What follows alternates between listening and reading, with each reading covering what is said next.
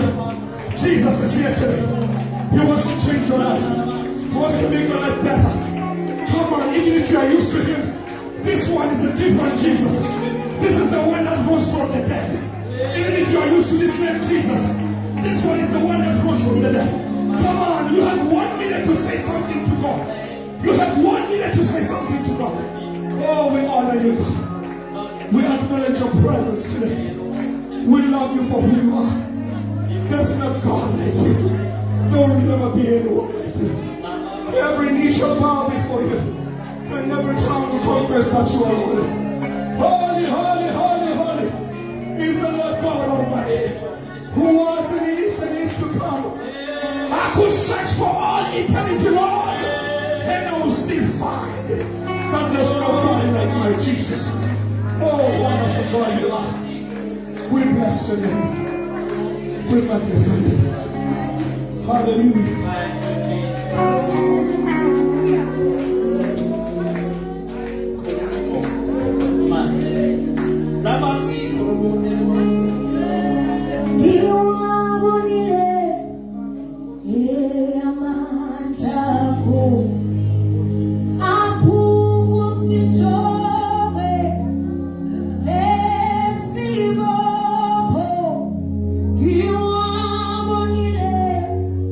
Yeah.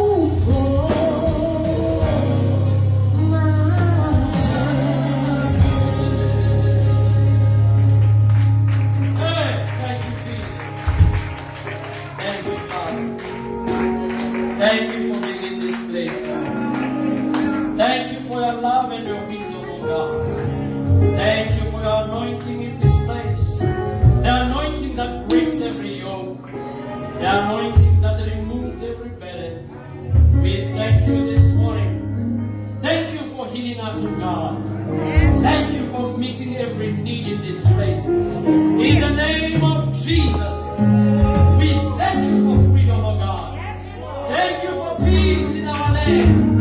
Thank you for security. Thank you for hope that we brought in your people. In the hopeless situation of Corona, oh God, we sing from deep within our hearts. We say, Corona, your anointing in this place, oh God. Come on, give God a hand of praise.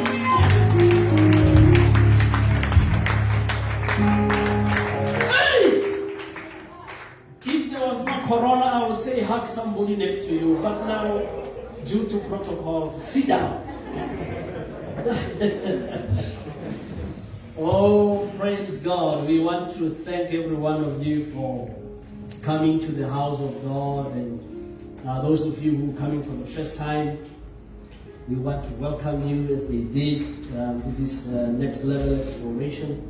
We are excited that you have joined us this morning. Now, before we go into the word, I'm going to make this announcement. I'll continue for maybe the next 3 weeks just to make sure all the members, they receive it. I know some, they are watching at home, but we'll make it for the next 3 weeks. Bazawani, I'm declaring today as the father of the house that we have entered the season of building.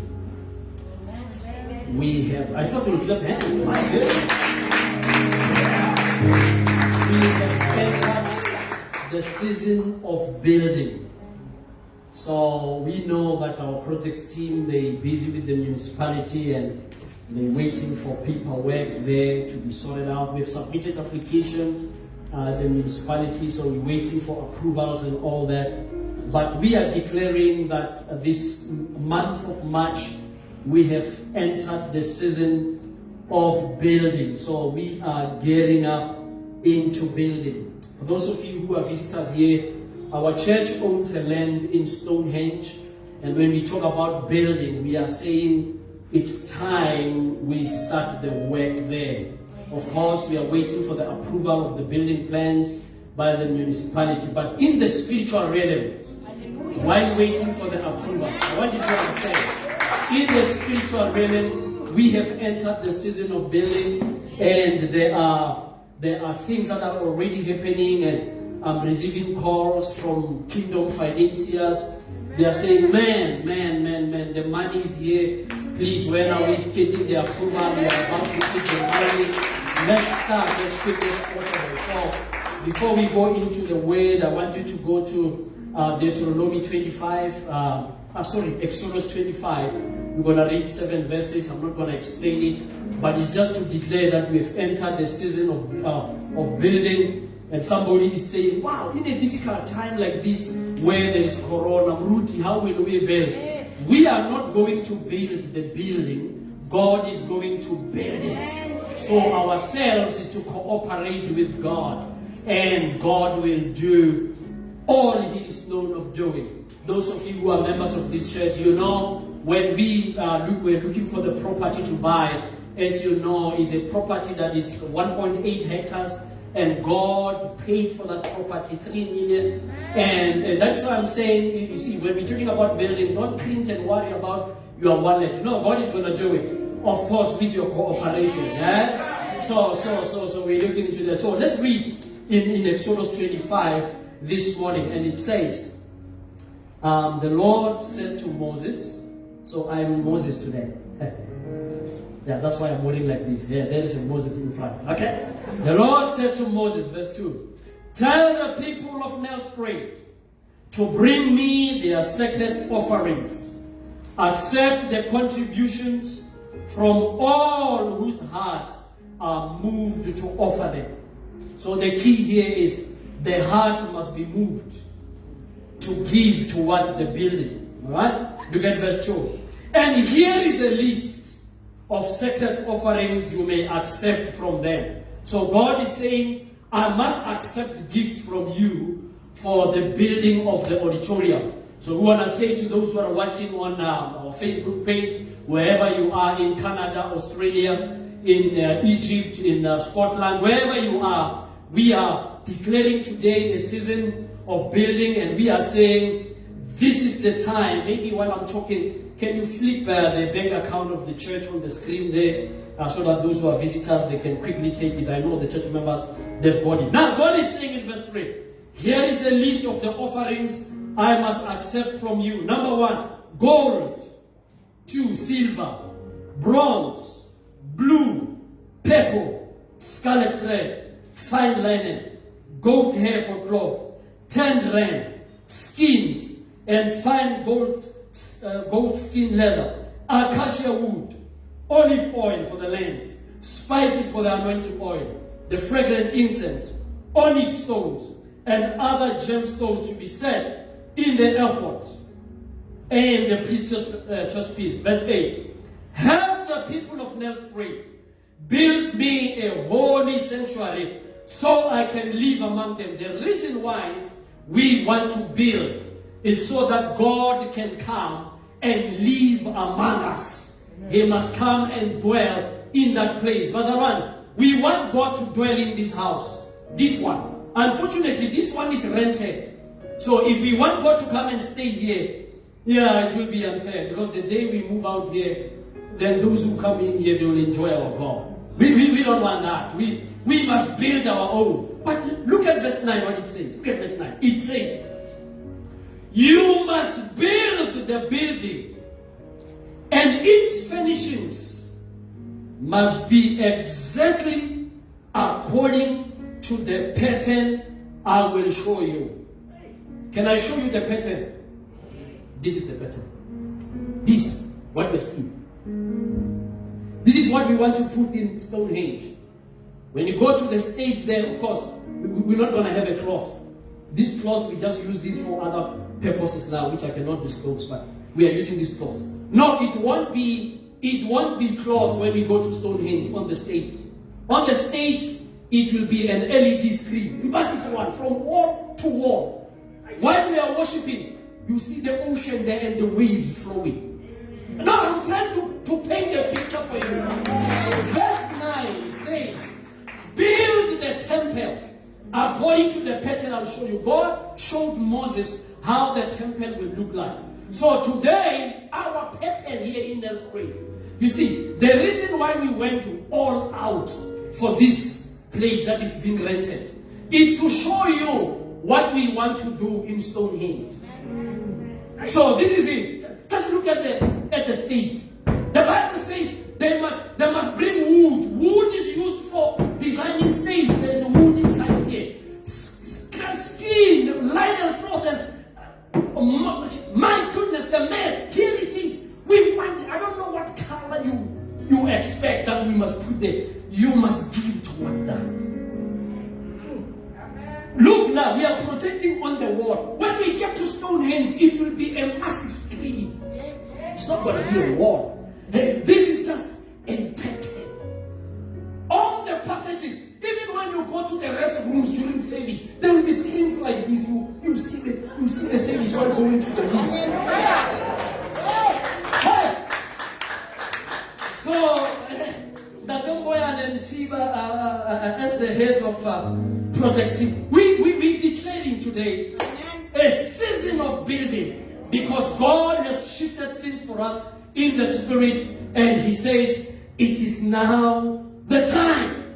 What kind of a building are we going to put there? This is the format. Where is Gershon? I don't see him now. Oh, there. On stage, we'll have 3 sets of the drums. One here, one there, one there. They are all playing same time, different tempos in one song.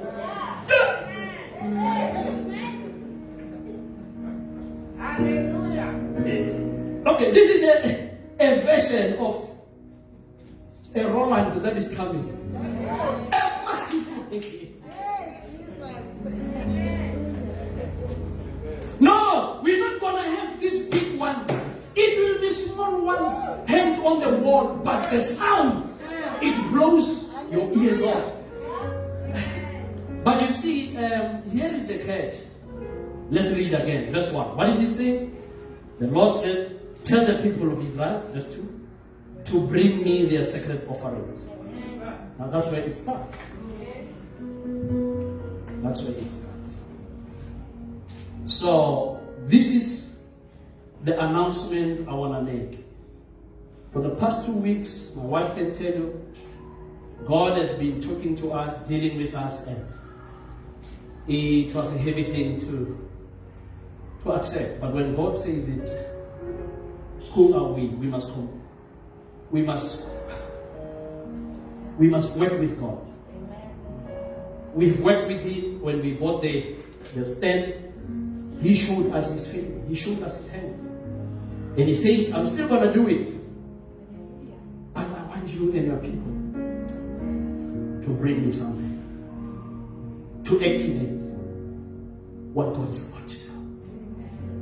And I'm speaking right now. I know we are in lockdown in COVID. Those of you who follow social media, there have been backlashing and lambasting of ministers asking for money during COVID. I also want to be relevant and not be like a foolish pastor. But because God has spoken, I'm forced to tell the church what God has said. And it's up to us to go with it. Whether we'll be criticized, unfortunately, for me, I don't care because God said so. And this is what we're going to do. So I relate to what God told me that all of us will do, myself and yourself. Amen. Okay, so here in verse 3, God has listed different things that we must bring. That's when we start building now. But God said to me, we must put a seed, or every one of us, we must plant a seed to activate God's blessing for us so that He can build His house. So what you are going to give is going to activate the building that is coming.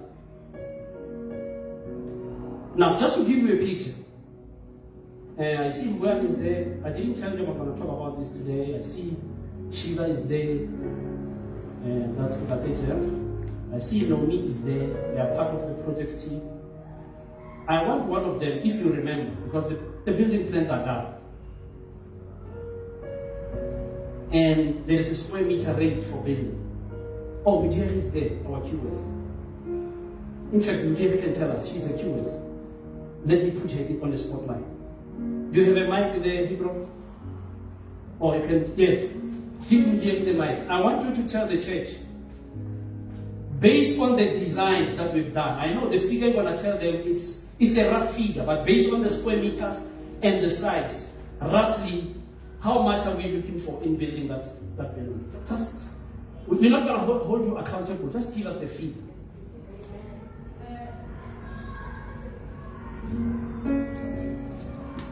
Good morning, church. Morning.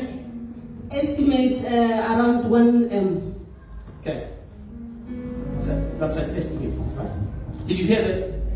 What did she say? 1 million. Oh, okay, estimate. So which means an estimate, it can go more or it can be less. How much are you earning?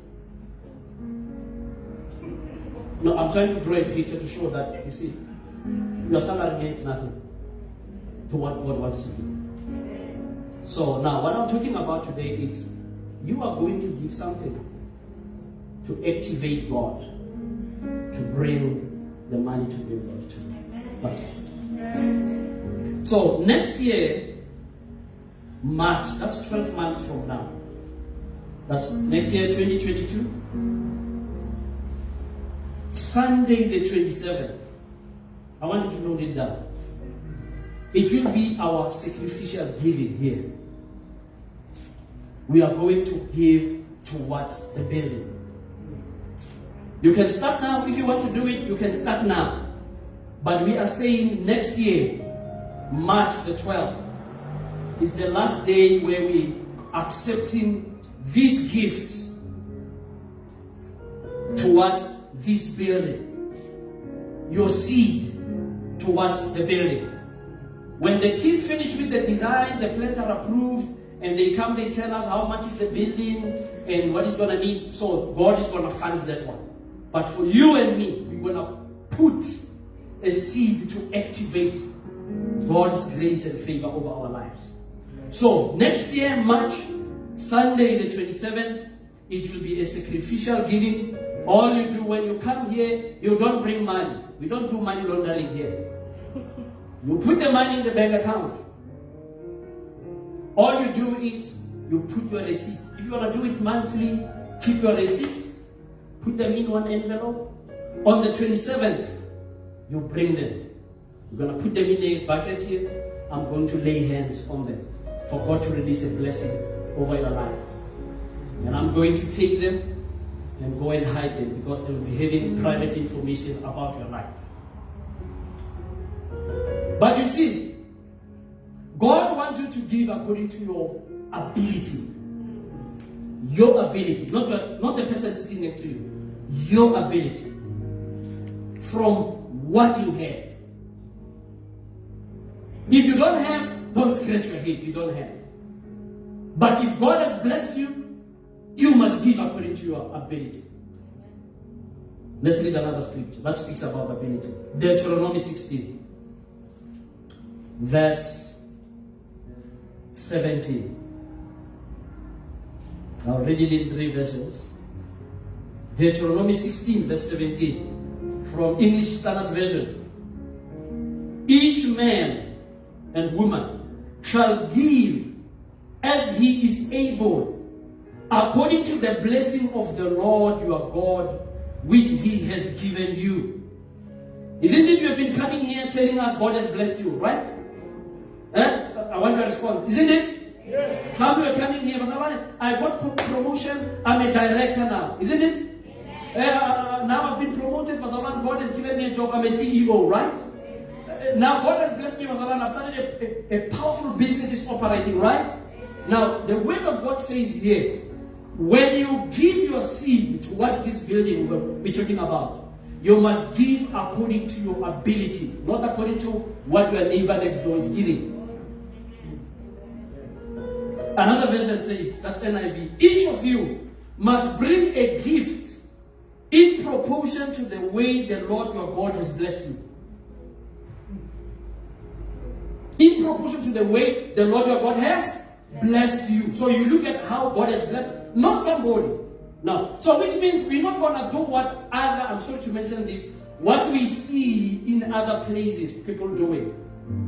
That was what I said, I let you 50 rand. No, God has not blessed us in this. Let me say it. We are not at the same level in terms of how God has blessed us. Amen. You must make peace with that. We are at different levels. The way God has capacitated us, we are at different levels. And the Bible says here, then you give according to your capacity. Not according to what we have decided as a group. I'm reading it in another version. It's Holman. It says, everyone must appear with a gift to his means, according to the blessing the Lord your God has given you. So when God spoke to us with my wife about this, it became a heavy thing to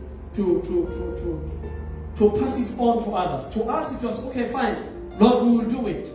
But it took us a moment of prayer because, like I'm saying, that in the country at the moment and everywhere, there is criticism about this, that pastors are chowing the mind of the church. And it has been proven in other places that indeed, we pastors, we are not honest with God's resources. It's been proven. But having said that, if God says it, I can't keep it to myself. So, I'm taking off the, you see, if you're talking to somebody, you see him taking off the mic, the ice, you must know he's about to say something that is going to shock you. Now, this is what God said to us with my wife, that we must declare in this house as we declare the season of building and as we activate. So, your giving that you're going to give is going to activate what God is holding. God is having millions for us. Just like He's given us 3 million to buy the stand. He's having the millions to build that building there. So God said, next year March, each and every one of us,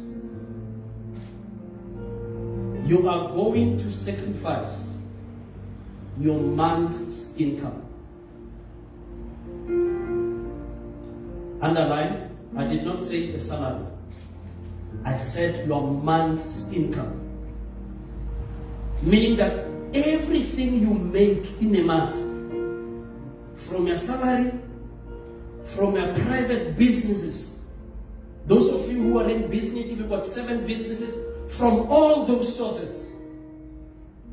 In this season, as we activate God's blessing for our building, God said to me, I must give, you must join me as the sons and daughters of this house. We are going to sacrifice 1 month of our income. Let me put it in a layman's language. Re kgopela, Modimo o kgopela hore March next year at 27, o tlise mo mogolo wa gago o ohle, your whole salary for the month.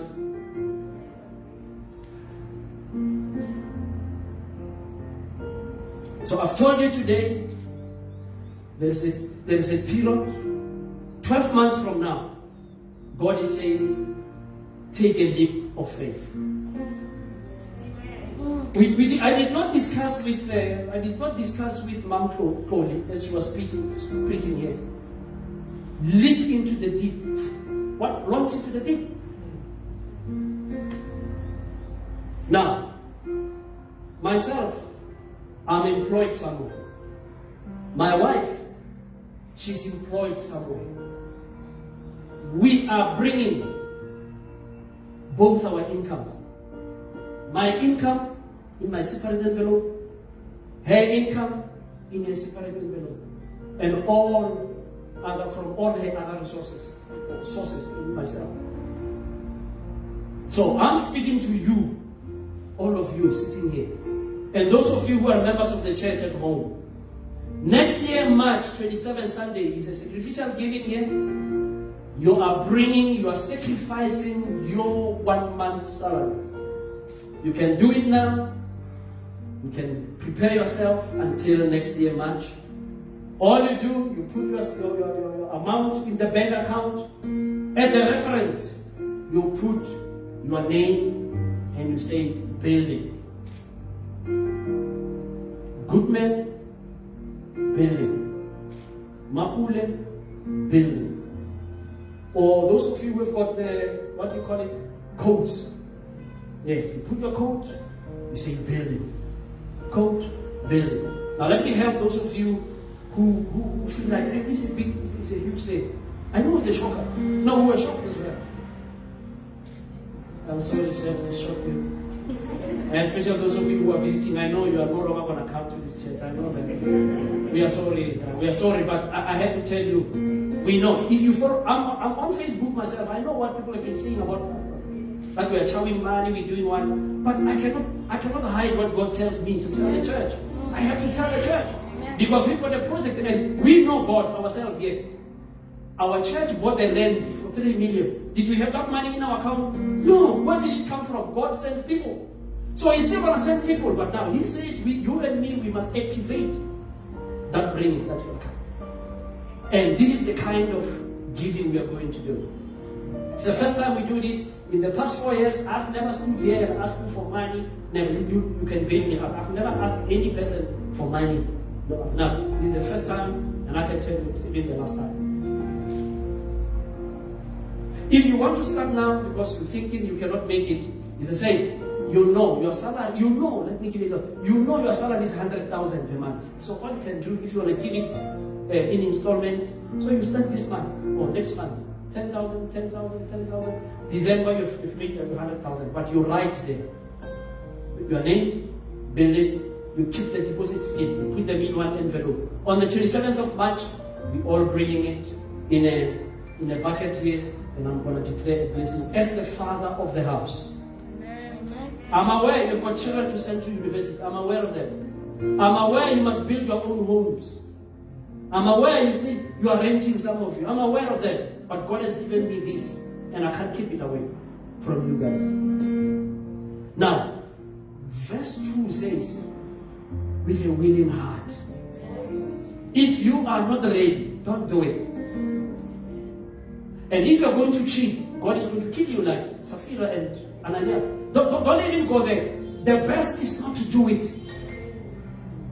If you don't feel right about it, you feel like it's a high talk, don't do it. Just fold your arms. Don't do it. Because if you cheat to God, you are earning 50,000 a month, and you bring here 30,000. God is going to kill you. I'm telling you. I don't know how, but He has done it with other people. Don't cheat God. The best you can do is that God, this is too high for me. I cannot do it. But let me tell you the benefit after that date. The benefit is, from that day on, from March next year on, you will never back with giving tithe. Amen. No, you will have crossed the bridge. Look, let me shock you. Look, tithe is 10%. Today I'm talking about sacrificial giving. That's another level of giving. So if you're still battling with tithe, and you've been a Christian for 10 years, you must work very hard. Look at that. Now, I'm not talking about tithe now. I'm talking about another level of giving. Your whole amount. By the way, it goes out to the musicians here. They get allowance in the church. It includes you. You're bringing that allowance, the church will release it into your bank account. You must decide in your heart to put it in an envelope and bring it here.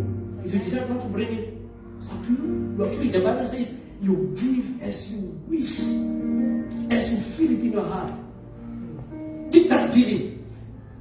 Giving is different from tithing. Tithing, God demands it. He says you must bring. But giving, you decide. Same with this, what I'm talking about this morning, the sacrificial giving. You decide. If you can't make it, that's it. Just continue with your tithing, because that one everybody must do it. By the way, don't confuse this sacrificial giving with that one. Also, so in order for me to afford it, so I must stop giving my tithe so that I save it for that day. No, you continue with your tithe. Tithe is something else. It's not our money, it's God's money. So now we are saying you sacrifice what is yours. And for those of you who are married to non-believing husbands and non-believing wives, because they are not born again, please don't do anything without permission in the house. If your husband cannot take it, that's it. We understand. Don't do it. But to the couples who are fellowshipping here and both of you are working, your salary as a husband, your salary as a wife, if your son is working in that home, all of you bring it, put it together, one envelope, bring it, transfer it there. If you want to start now doing it monthly, you can do that, you can do that, and then you bring them. Somebody say new dimensions. New dimensions. That's what we're talking about. No, church is not entertainment. No, we are not gathering here to push time. No, you must be stretched. Your faith must be stretched. I mean, those of us who are in business, I mean, if my salary from my business, by the way, let me help the up-and-coming business people. If you're still an up-and-coming business person, this thing that you don't have a salary in your business is wrong. You are not doing business God's way. If you are the owner of a business, you must set a salary for yourself. At the end of the year, when we declare, what do you call it, dividends, profit sharing, then that's where you get something from the company. But every month you must set a salary from your business, like all the employees. That's what I'm talking about. That amount that you get from a business every month, for 1 month, that's what I'm talking about. Is the message clear? Yes. All right. We don't force anyone, right? If you don't want to do it, you stay home, you relax, you keep it to yourself. This is the sacrificial giving. Then, when we start building now, the project team will come here, they will show us the plans, they will tell us how much it's going to cost. If now you want to give bricks, if you want to give the roof, if you want to give tiles, then you can do that. But for now, we are activating the millions we want God to bring. Amen. So, Let's see how much time do I still have. I have 20 minutes, all right? Let me set it up here so that... thank you. Amen. So, yep, I've set my 20 minutes. That's what is left. I'm going to speak for 20 minutes today because I had to speak this. And we will continue next week when the other guys are here. We'll take it. All right. So, children of God, let's pray. Father, thank you for this morning. I thank you, Father, that I've declared the word that you gave me and I've given your children. I know, Father, that to some is a shocker. Lord God, to some they've never done this before. Lord, I pray in the name of Jesus that Holy Spirit, you will help them to process this when they get home the whole week. And Father, you help them to tap into that anointing that, Lord God, you want to do something great in their lives through their obedience and sacrifice to you, oh God, not to me, but to you. I pray in Jesus' name. Now, as we receive the word, Father, I pray that you will bless everyone in the precious name of our Lord Jesus Christ. Amen. Now, the month of March, we're talking about the birth, the death, and the resurrection of Christ. We're going to look at its significance, the importance thereof. You remember that from January, we're talking about the repentance and salvation. And then in February, we're talking about the power of prayer, intercession, and faith. So today, we're opening up in the new month of March, this series about the birth, the death, and the resurrection of Christ. So we want you to understand, Bazawadi, who is Christ in your life. We want you to understand from everything that Jesus did, what it means to you as a child of God. You know, people are so religious these days that people has gotten to a level where they know their pastor better, but they don't know who Jesus is. And that is something that we do wrong. You know, as church goers, as church people, as church members, we get to a level where we know our papa. No, when it's my papa, I know that's my man of God. When I show up here, everybody run up and down, you polish my shoes, but you know, very few people make their time to understand who is Jesus. Amen. And what does he mean into my life. When you say, I am born again, Jesus is my Lord and Savior, what do you mean? Because for being born again, it does not mean you must be the pastor's slave. To be born again does not mean you must now be a church slave. No, to be born again does not mean you must be a church goer. You see, a church goer is a person who does not have a relationship at all with Jesus. But somebody who is born again, who has accepted Jesus in his or her life, we say that person is born again. But then, if you are born again, you need to understand who is he in your life? And what role does he play in your life? What is his ministry in your life? So we are going to look into the Word of God, what he did when he was alive here on earth, and what is he doing right now? As we know, the Bible tells us he is sitting on the right hand of God. So we want to understand his ministry from that perspective. So these are the dimensions that we will be looking at about the life of Jesus. Number one, we will look at his birth. What does it mean? Because the way Jesus was born, he was born differently than you and me. You and me, we are a result of a decision by your father and your mom. Your mom and your dad, they got into bed, become passionate, and you were born. But with Jesus, it's a different case. He was not born from a seed of a man. But the Bible says, through the power of the Holy Spirit, Jesus was born. And we're going to unpack that in the coming weeks. Secondly, we're going to look as well at Jesus' baptism. By the time he was baptized, in the book of Matthew 3, the Bible says, as he came out of the water, the heavens opened, And the Holy Spirit in the form of a dove came down and landed on him. And the Bible says, then there was a voice that said, this is my beloved son. So we want you to learn to understand what is the significance of that in your life as a child of God. Number 3, we're going to look at Jesus' works and miracles, because he has done a lot. When you read the book of John 21, the Bible says there is a lot, many miracles that Jesus has done. Some of them, they are not recorded. In fact, John says, if we were to consider all the things Jesus did, there will be no books to contain the miracles and the works of Jesus. Amen. We're going to learn also about Jesus' transfiguration.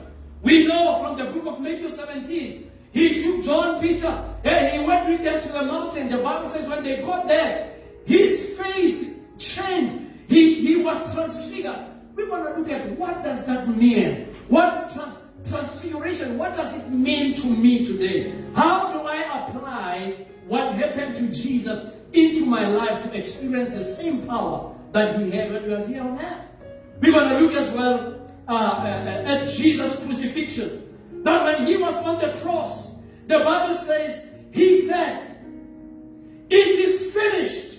And when he said that, the Bible says, in the tabernacle or in the temple, there was a cloth like this one. The cloth was dividing the holy place and the inner place. And the Bible says, when Jesus said, it is finished, that cloth in the temple, it was torn from the top to the bottom there, making a significance. Because during the time of Moses and David, only one person was allowed to go into the Holy of Holies. It was only the high priest, and he can only go once in a year. But the Bible says, until when Jesus went on the cross, the day when that cloth was divided, its significance means it's no longer one man who will go into the presence of God, but all of us, we have been given the permission to go into the presence of God. That is the significance of the crucifixion of Christ.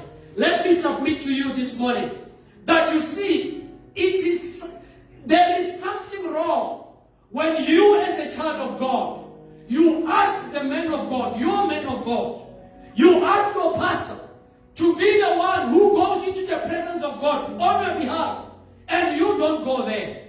You are actually reversing what Jesus has done. You are saying, Jesus, you didn't do enough. Because everyone must go to the presence of God.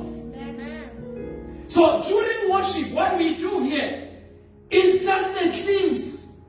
What you feel, the shiverings when we sing here, oh, you feel emotion. It's just a glimpse of how it feels to be in the presence of God. You need to be in the presence. Be immersed when we are alone and we are not there. The significance of the crucifixion. Also, we will talk about Jesus' death. What it means in our life. We'll also talk about his burial. The Bible says a rich man offered his own tomb or grave for Jesus to be buried in there. A businessman, an African for that matter, Joseph from Arimathea, he's the one who offered. This man buried God, that man. We'll talk about it. We'll also talk about the resurrection, the ascension, and the return of Jesus. What's around? Jesus is coming back.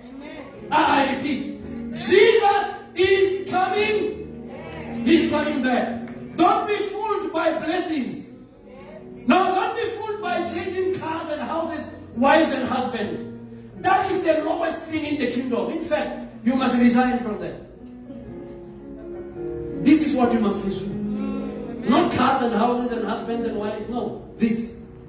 What it means to you. Because you must do what the apostles are doing. You must do what the prophets are doing.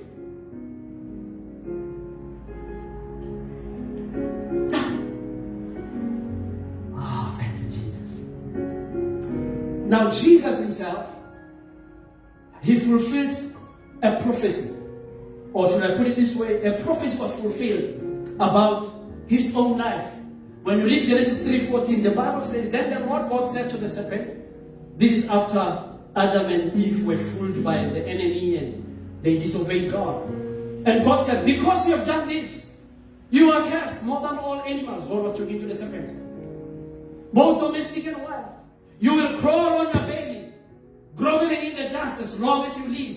And I will cause hostility between you and the woman. And look at what I've underlined. Oh, Pastor Brian always says that you must check what our pastor underlined. And between your offspring and her offspring, he will strike your head, and he will strike his heel. Here, the Bible is speaking about the coming Jesus, who will destroy, paralyze the enemy.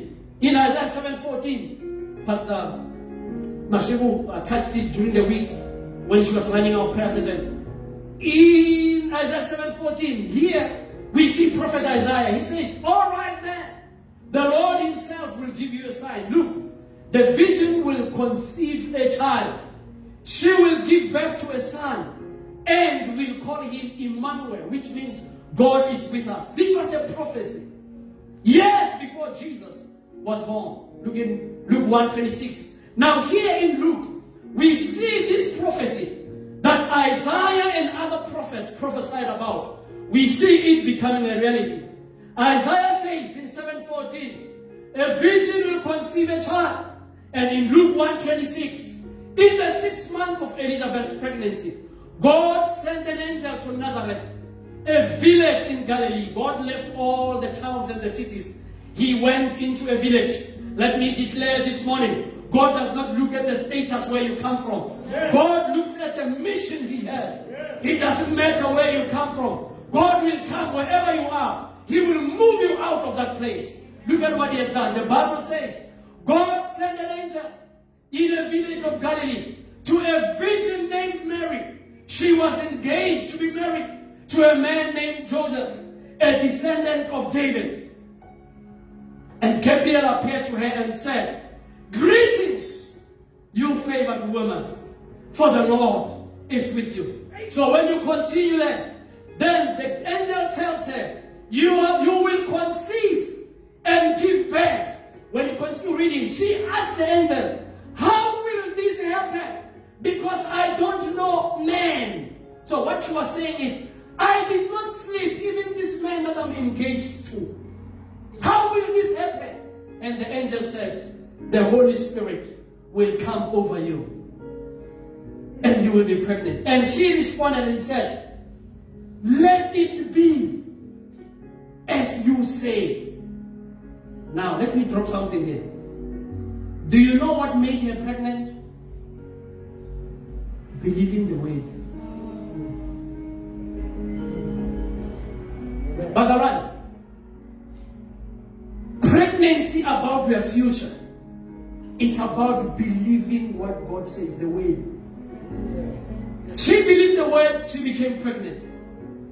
I don't know what is it that you need in your life. For you to be pregnant with that thing, you need to believe God, the word. There is only one way God will say to you. Believe Him on that word. Then you get pregnant. In John 1, chapter 1, verse 1 to 5 and 14, the Bible says, in the beginning was the Word, and the Word was with God, and the Word was God. So we can conclude there that there is somebody there called the Word. The Bible says, in the beginning was what? The Word. And the Word was with who? So there is somebody called the Word. And I want to see here who's that. That's two. The same was in the beginning with God. That's three. All things were made by Him. And without Him was not anything made that was made. One. That's four. In Him was life. And the life was the light of man. When you read John 14, verse 6. Let me see if the students here, the Bible students are here. John 14, verse 6. Let's go. I thought you know the verse. John 14, verse 6. Let's go. I am the Word the truth, and the life. And in John 17, verse 17, Jesus said, for I have given them the word which is your truth. Now here we see, verse 5, and the light shineth in darkness, and the darkness comprehend it not. Verse 14, and the word was made what? Flesh. Okay, let's go back. Look at Luke 1:26. How will I get pregnant? The Spirit will come over you, you will be pregnant. My Lord, let it be so. As you say, she believed what? The word. Look at verse 14. And the word was made flesh and dwelt among us, and we beheld his glory. The glory as the only begotten of the Father, full of grace. So what's our for the converts who are coming, I know those of you who are matured in the spirit, you're already enjoying it, you're flowing. Let's help the converts. Now, with the converts, here the Bible speaks about Jesus. It speaks about Jesus. Let's go to verse 1 now. In the beginning was Jesus, and Jesus was with God, and Jesus was God. So we can conclude this morning, Jesus is God. Jesus did not start existing when Mary fell pregnant. No. He was there in the beginning. Look at verse 2. The same Jesus was in the beginning with God. All things were made by him. When you read Genesis 1, verse 2, verse 1 says, in the beginning, God made the heavens and the earth. Verse 2, the Bible says, for the earth was formless and void.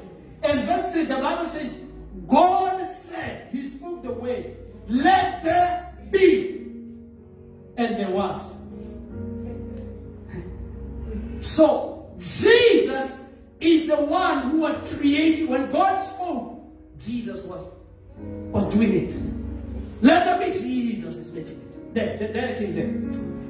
Verse 3, all things were made by him, and without him was not anything made. Wow. Look at Colossians. This one, it will blow it off.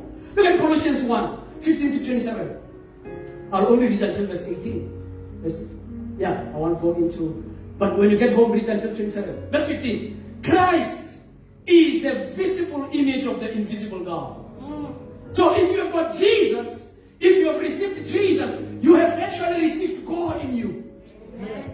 When you have received Jesus in your heart, you are carrying God. You are God carrier. Amen. Let's read. He existed before anything was created, and he is supreme over all creation. Now, for those religious people who think Jesus is the baby in the manger, no, you've lost it. That was just the entry point. Jesus, that was just the transport to bring Jesus here on earth. Jesus existed from the beginning. Look at this. And he is the invisible image of the invisible God. He existed before anything was created. Why? Because in the beginning, he was with God. When God said, let there be, he is the one who formed the things. Let me tell you, child of God, this thing of us declaring is not a child's play. When you declare in the morning, you say, God, I declare gates open for me. God, I declare doors are opening for me. God, I declare I will never be a failure in life. God, I declare I'm not the tail but I'm the head. When you declare that word, which is Jesus, Jesus takes what you're talking about. He creates it just like he created in the beginning. Verse 16, for through him, God created everything in the heavenly realms and on earth. He made the things we can see and the things we can't see, including what you hope God for. Because you can't see it now. It's already created. All you've got to do, be like God. Speak, declare it, and it will come into pass. He made the things we can see and the things we can't see, such as what? Thrones, kingdoms, rulers, authorities in the unseen world. Everything was created through him and for him. Let me help you. King Swati and his family, they were put in that position by God. You don't have to judge him. He is accountable to God. President Cyril Ramaphosa and Trump, who left the throne and Biden is in. All the presidents, They are sitting there. It's not the vote.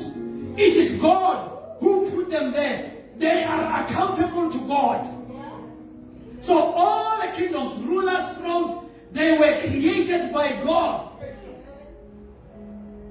18. Christ also, is also the head of the church. A pastor is a caretaker. I am the caretaker. I don't own this church. Who's the owner? Christ. Yeah, there. I'm not saying it there. Verse 18. It says Christ is also the head of a church, which is his body. That's why we say the body of Christ when we refer to the church. He is the beginning, supreme over all, who rise from the dead. So he is the first in everything. Who is Jesus? We can conclude this morning. Jesus is God. It's not a baby in the manger. It's not a baby there on the cross there with Mary there. Mary's doing this and you go there. No! Jesus is beyond that. He's not in the manger. No, he's not there. He's not in the manger. He's God. Jesus is God. He's God the Son. We know the Trinity of God. God the Father, God the Son, God the Holy Spirit. It's a teaching on its own there, you know, to unpack it. In Isaiah 9 verse 6, the Bible says, for unto us a child is born, and the Son is what? Given. It's a topic on its own, that one. All of us, we are children of God. But to graduate to be a son of God, it takes maturity. Can I show you again? All of us, male and female, we are sons of God. In the kingdom, there is no female, no male. We are all one sex. We are sons of God. This thing of saying sons and daughters, we just make it for compliance. But I want you to understand, from the word of God, we are all sons of God. Why? Because a spirit does not have sex. The same spirit, a human being, is a spirit. He has a soul. He lives in the body. The spirit does not have sex. The body is the one that tells us what sex it is, not the spirit. Yeah, it's all that. Yeah, no sin. It shows us when a child is born, then you see this thing, then you're like, oh, okay, this is a boy. It's a boy.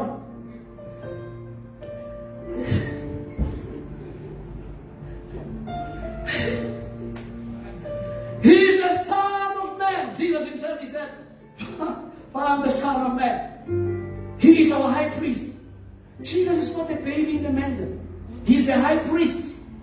Look at this. When he died on the cross, that cross in the temple opened up. Only the high priest will go into the Holy of Holies once a year on behalf of the people.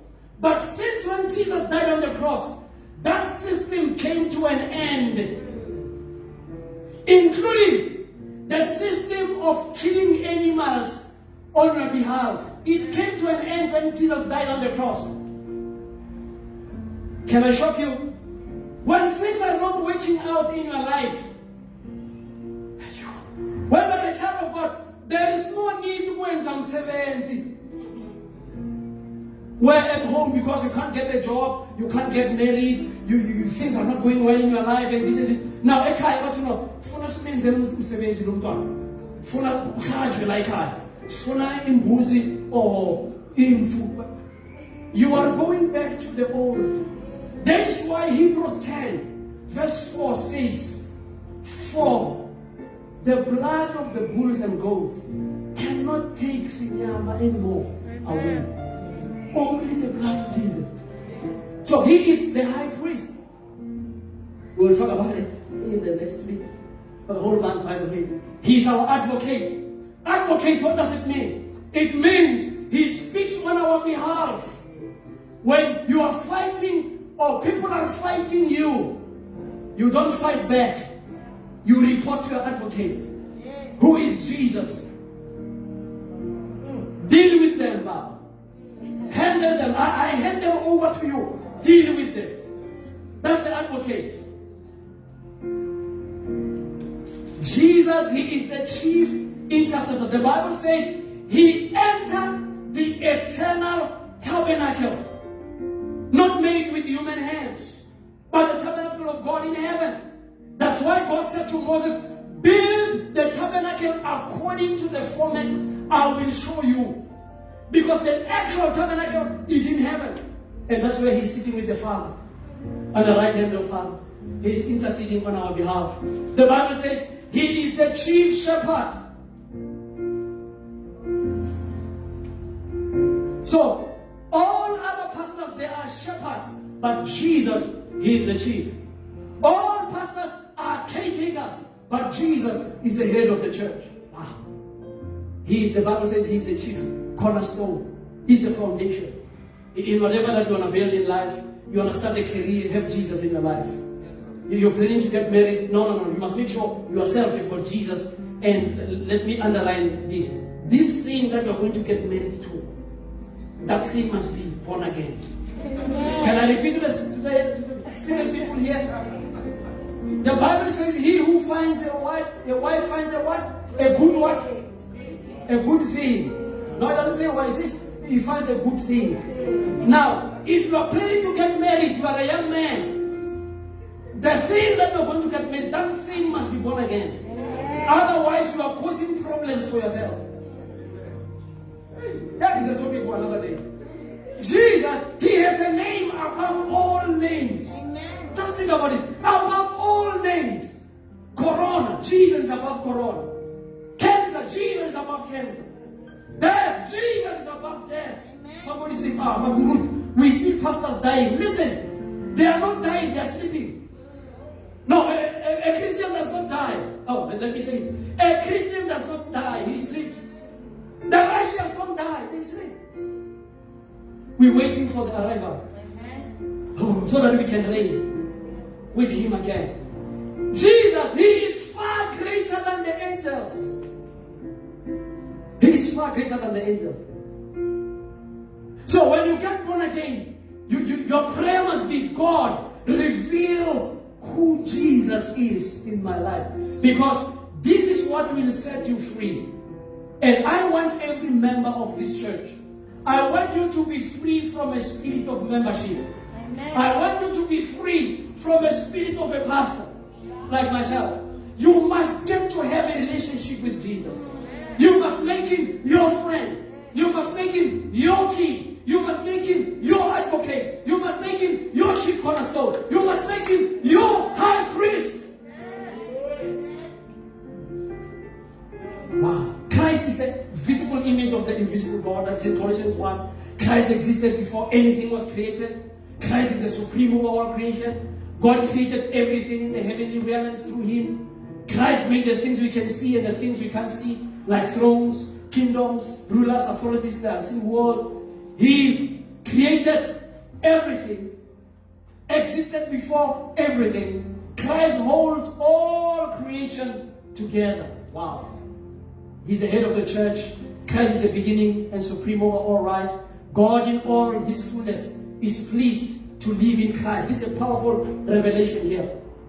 God in all his fullness is pleased to live in Christ. What it means is that God and Jesus are one. So if you have received Jesus, you receive the package. In John 14, he says, Father, I pray so that as you live in me and I in you, so that we can be in them. Now, it's a pack, it's loaded. That teaching is loaded there. We need to unpack it. But God reconciled everything to himself through Christ. And God made peace with everything in heaven and on earth by means of Christ's blood on the cross. And this is the mystery, the secret, that Christ lives in you. Think about this. This Christ that we are talking about here, he's inside of you. This is who you have. You have all the power. At night when you're sleeping, you hear things running in your sleep. You don't pick up a phone and phone a pastor. You wake up, you command that thing. Amen. You stop in the name of Jesus. In the name of Jesus. Those of you who are men, you even take the keys unlock the house, go outside, start walking around your yard in the name of Jesus. In the name of Jesus. You do that. Let me tell you, they wake up at night, they walk around their yard with water in a bucket, they put things in the water with a broom, they dip in there. Let's find this out.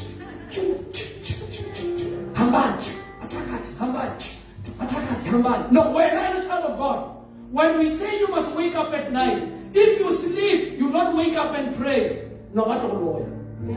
No, what so you need to wake up at night and do your rituals. In the name of Jesus, I stop all witchcraft spirit. In the name of Jesus, all those who are fighting with me unreasonably, God deal with them. In the name of Jesus, all the doors that have been closed by the devil, I open them right now. Why? Because of all this, the power of creation is living inside. It's there in you. You see, as I close, you see, the reason why we pastors want you to depend on us is so that we can make you. Because when you see things happening in your life, you see, you no longer put your trust in God. You change now. The God of good men. The God of good men. I see the God of good men. Vocation even makes stickers. You come to the office, you take the stickers, you put on your car. The God of good men. The God of good men. You have just given away the power, this, to somebody. And you become powerless. When you hear something running over the roof there, you pick up a phone on a phone. And then vocation can answer it, and you're like, I need the answer. No. You command. Let me speak to parents here. When your child is sick at night, you wake up in the name of Jesus. God, you sang in your way. Healing is ours. I pray in the name of Jesus. Honey, prepare the kids and the medical aid. Let's go to medical aid. In the name of Jesus. I pray in the name of Jesus. You jump into the car and go to medical aid. It's in your hands. Amen. The same thing when you go to the pastor's house, he's going to do the same. Nothing. He's not going to open the door or want to answer something different than you need. Nothing. I mean, let's speak to those who have visited the pastor and say, Pastor, can you pray with us? I think there is nothing the pastor brings. He just says, in the name of Jesus. No, but it's a topic on another level. We'll talk about it. Yeah, no. You see, we must not confuse honor and this. I understand, because I'm your pastor, you must respect me, you must honor me where it's necessary. But I don't take Jesus' place. No, that one remains. That power is in your hands.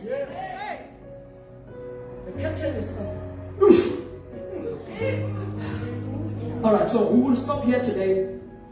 There are over 50 different names of Jesus. The Bible lists all those names. So you can do the study at home. So I've given them to vocation.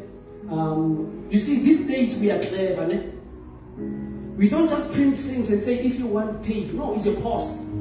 There are others who don't want it. So we don't print. So if you want the different names, you can see on the screen, it says there's a complete list of 50 different names of Jesus so that you can do a private study at home. If you need it, you must talk to vocation.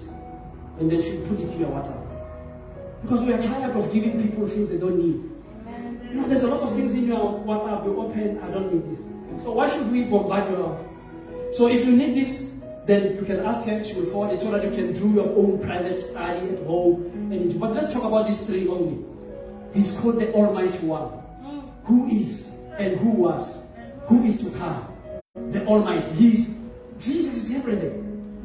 Look at the second one. He is the what? The Alpha and Omega. In Revelation 22, I'm the Alpha and the Omega. The first and the beginning and the third one. He is called the Advocate. My dear children, I write this to you so that you will not sin. But if anybody does sin, we have an advocate with the Father Jesus Christ, the righteous one. So there are different names there. Go and get the list. The list is there. I've printed out myself here, my own one here. So you can print yours as well. And number 4, it says, He is the author and the perfecter of our faith. So we must fix our eyes on Him.